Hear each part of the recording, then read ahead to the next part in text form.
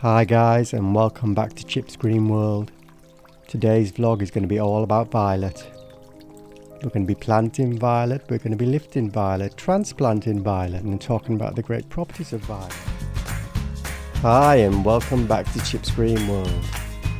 I'm Chip, this is the courtyard, that's Spud, Flower, that's Gypsy Boy, the work, the jobs.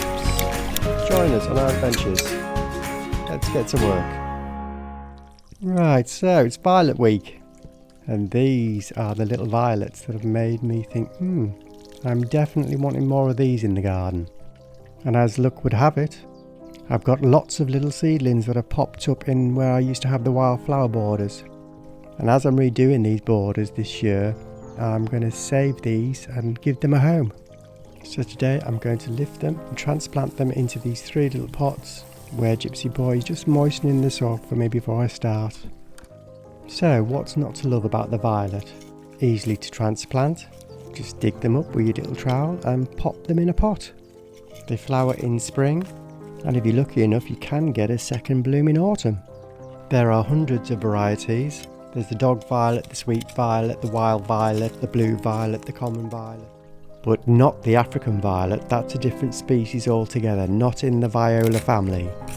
And in my research of the viola family, it seems it's very difficult to tell the difference. The sweet violet you can tell by the sweet smell. They make perfume out of the sweet violet.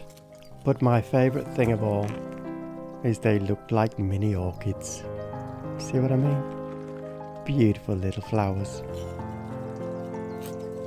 Right, I think we've got them all up from here. I'm just going to pop over to the other side and get a few more, and I'll meet you back at the pots. Right, time to pot them up. I've got a few more from around the garden. So I think I'll have enough for about 6 for each pot. This is bringing back memories of when I used to work at the nursery when I was younger, pricking out the little seedlings. Great little spring job. Although I do remember they used to pay me slightly less than the other kids as I was on the short side.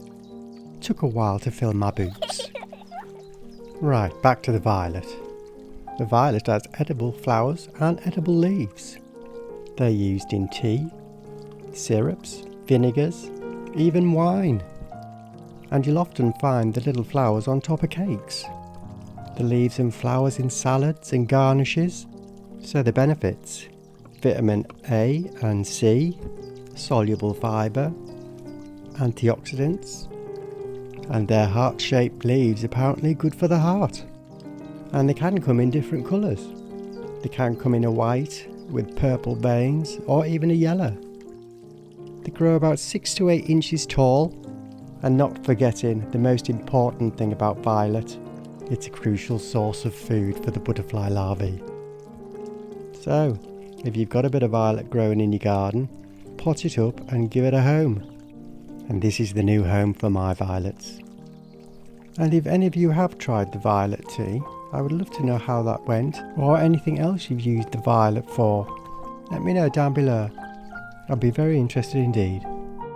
Right, that's them in the new home. Give them a nice drink, settle them in, and I'm hoping in time it'll seed all the way up and down the path, and I'll have a lovely violet walkway into the garden. Meanwhile in the garden, Spud's claiming the new trees we planted as her own. And there you go. Hope you've enjoyed Chip's Green World this week. Don't forget to like and subscribe, and I hope you'll join us in the next one. Okay, bye now.